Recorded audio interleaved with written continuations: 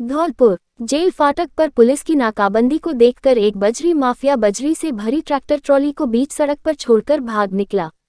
Tractor trolley को छोड़ mafia के भागने पर कोतवाली पुलिस के साथ डीएसटी टीम ने उसका पीछा भी किया, लेकिन माफिया पुलिस को पीछे छोड़ भागने में कामयाब हो गया। बजरी से भरी ट्रैक्टर ट्रॉली को जब्त करने के बाद मामले की जांच कर रहे रेल चौकी प्रभारी मोहनलाल मीणा ने बताया कि दोपहर करीब 1 बजे डीएसटी प्रभारी घनश्याम चाहर में समोला घाट की ओर से बजरी से भरे ट्रैक्टर ट्रॉली के आने की सूचना दी थी, जिस सूचना पर जेल रोड पर रेलवे फाटक के पास कोतवाली और डीएसटी पुलिस ने नाकाबंदी शुरू कर दी।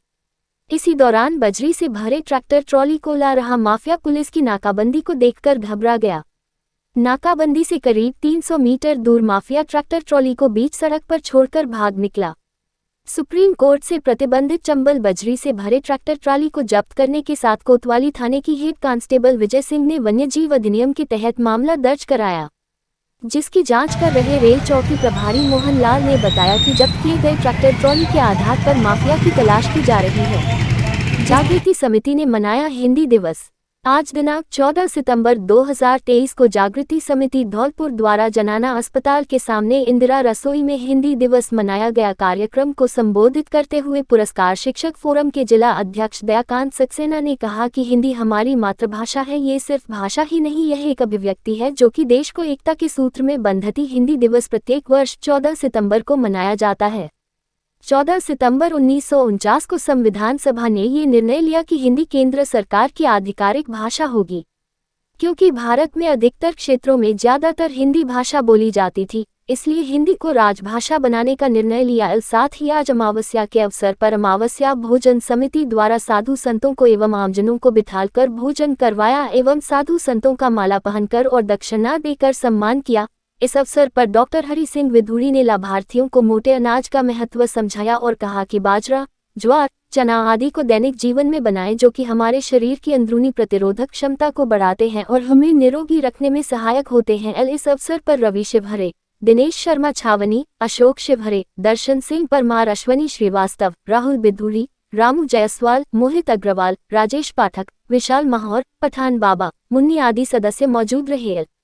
चित्तौड़गढ़ तथा कोटा की नारकोटिक विभाग ने सूचना पर कार्रवाई करते हुए भारी मात्रा में डोडा चूरा पकड़ा, जिसका मूल्य लगभग 21 लाख रुपए है। नारकोटिक्स विभाग के अधिकारी टीम कठिन ने बताया कि चित्तौड़गढ़ तथा कोटा की नारकोटिक्स ब्यूरो की टीम को गुप्त सूचना मिली थी कि भारी मात्रा में डोडा चूरा परिवहन किया जा रहा है। इसको लेकर चित्तौड़गढ़ के गंगरार टोल नाके पर एक संदिग्ध वाहन को रुकवाया, उसमें भारी मात्रा में डोडा चूरा पाया गया। डोडा चूरा 743 किलो बरामद हुआ है। ये डोडा चूरा कल प्लास्टिक के 38 कांटों में भरा हुआ था। इस डोडा चूरा का बाजार मूल्य लगभग 21 लाख रुपए है। ये डोडा चूरा बाड़मेर के तस्कर के लिए ले जाया जा रहा था। इस मामले में ट्रक चालक को गिरफ्तार कर पूछताछ की गई। चित्तौड़गढ़ के छोटी सादरी क्षेत्र से यह डोडा चूरा बाड़मेर नमक के कट्टों की आड़ में ले जाया जा रहा था। विभाग को प्राप्त गुप्त सूचना पर कार्रवाई करते हुए विभाग का एक संयुक्त दल जो चित्तौड़गढ़ और कोटा की टीम है, गंगरार टोल नाके पर पहुंची तथा वहां सूचना अनुसार संदिग्ध वाहन ट्रक को रुकवाकर निरुद्ध किया। जानकारी दी गई, उसमें डोडा चूरा होना पाया गया। उसे कार्यालय में लाकर विधिवत तलाशी कराई। तलाशी करने पर 743 किलो 700 ग्राम अवैध डोडा चूरा, जो कि काले प्लास्टिक के कट्टों में 38 कट्टों में भरा हुआ था, पाया गया। मौके पर प्रकरण कायम करके और समस्त कार्रवाई की। इस मादक पदार्थ का अवैध मार्केट में मूल्य लगभग 21 लाख रुपए है। आरोपी किस तरह से की जा रही थी? आरोपी कहाँ का है? ट्रक चालक जगदीश चंद्र गुजर, पिता गोकुल गुजर, जो कि जोदड़ास रायला थाने का है तथा भिलवाड़ा जिले का है, वह इसको चला करके ले जा रहा था। बाड़मेर के किसी तस्कर ने इसे गाड़ी दी तथा ये छोटी सादड़ी एरिया का माल होना बता रहा है, जो कि बाड़मेर में ले जा करके देता तथा वहाँ तस्कर लोग इसे आगे काम में लेते।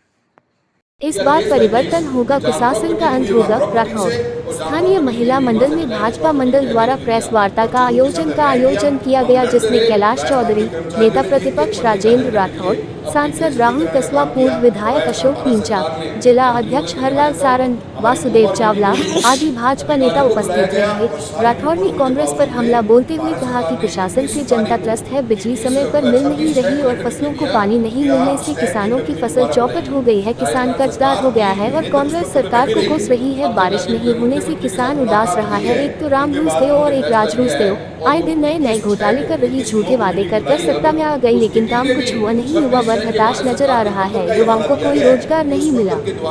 धौलपुर जिला मुख्यालय पर 67वीं जिला स्तरीय खेलकूद तैराकी प्रतियोगिता का आयोजन किया गया। अंडर 14 वर्ष की तैराकी प्रतियोगिता में 50 मीटर और 100 मीटर की फ्रीस्टाइल तैराकी प्रतियोगिता आयोजित कराई गई, जिस प्रतियोगिता में विजेता प्रतिभागियों को पुरस्कार देकर सम्मानित गया।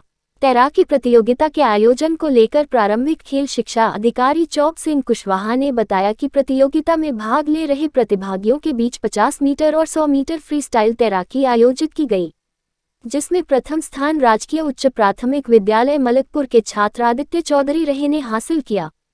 खेल शिक्षा अधिकारी ने बताया कि प्रतियोगिता में दूसरे स्थान पर राजकीय उच्च प्राथमिक विद्यालय मानपुरा के छात्र वीरेंद्र मीना और तीसरा स्थान पर राजकीय उच्च प्राथमिक विद्यालय मानपुरा के छात्र पंकज मीना रहे।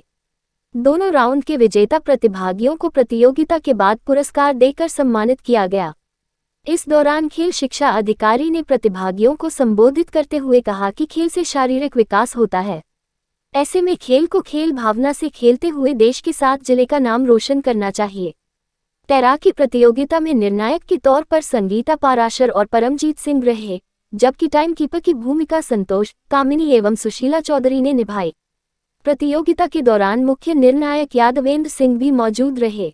धौलपुर जिले के विशेष न्यायालय पॉक्सो कोर्ट ने जिले के सरमथुरा पुलिस थाना पर दर्ज हुए 11 वर्षीय नाबालिग के साथ छेड़छाड़ और उसके परिजनों के साथ मारपीट के मामले में एक मुलजिम को दोषी करार देते हुए उसे 5 वर्ष की कठोर कारावास की सजा सुनाई है। साथ ही 51,000 रुपये के जुर्माने से दंडित किया है। विशेष न्यायालय पॉक्सो कोर्ट के विशिष्ट लोक अभियोजक संतोष मिश्रा ने बताया कि धौलपुर जिले के सरमथुरा पुलिस थाना पर एक परिवादी ने 18 नवंबर 2019 को रिपोर्ट दर्ज कराई थी, जिसमें उसने बताया कि उसकी 11 वर्षीय नाबालिग पुत्री 13 नवंबर 2019 को शाम के वक्त बाजार से अपने घर आ रही थी, तो रास्ते में 3 लड़कों ने उसके साथ छेड़छाड़ और अश्लील हरकत की। नाबालिग लड़कों के चंगुल से छूटकर अपने घर में घुसने लगी तो एक लड़के ने नाबालिग का हाथ पकड़कर उसे खींच लिया। नाबालिग के चिल्लाने पर घर में मौजूद उसकी मां और भाई उसे बचाने के लिए बाहर आए तो तीनों लड़कों ने मां और भाई की बेरहमी से मारपीट कर दी। हमले में मां और भाई गंभीर घायल हो गए। पुलिस ने मामला दर्ज कर अनुसंधान के दौरान दोनों लड़कों को बाल अपचारी मानकर उन्हें निरुद्ध कर प्रिंसिपल मजिस्ट्रेट धौलपुर के समक्ष पेश किया, जबकि मुलजिम कल्ला उर्फ कल्याण को पुलिस ने गिरफ्तार कर पॉक्सो न्यायालय में पेश किया, जो न्यायालय से जमानत पर चल रहा है। मामले में लोक अभियोजक मिश्रा ने कोर्ट में 22 गवाह पेश किए। प्रकरण में न्यायाधीश जमीर हुसैन ने दोनों पक्षों की बहस और लोक अभियोजक की दलील सुनने के बाद आज गुरुवार को मुलजिम कल्ला उर्फ कल्याण को दोषी करार देते हुए पॉक्सो एक्ट की धारा 7 व 8 और आईपीसी की धारा 308 में 5-5 वर्ष का कठोर कारावास की सजा सुनाई। साथ ही 20,000 रुपये का जुर्माना और आईपीसी की धारा 325 में 3 वर्ष और 10,000 जुर्माना, आईपीसी की धारा 323 में 1 वर्ष और 1,000 जुर्माना के साथ आईपीसी की धारा 341 में 1 माह का कारावास की सजा सुनाई है। सभी सजाएं एक साथ चलेगी। थाना सरमथुरा का चर्चित मुकदमा संख्या 346/19 में एक नाबालिग बहन को छेड़छाड़ से बचाने आए उसके भाई व उसकी मां के साथ निर्ममतापूर्वक मारपीट करने के मामले में कल्ला और कल्याण पुत्र रामेश को आज पॉक्सो न्यायाधीश श्री जमीर हुसैन जी ने सुनाई। धारा 308 व 7-8 पॉक्सो एक्ट में 5-5 वर्ष का कठोर कारावास एवं कुल 51,000 रुपये के जुर्माने से किया दंडित।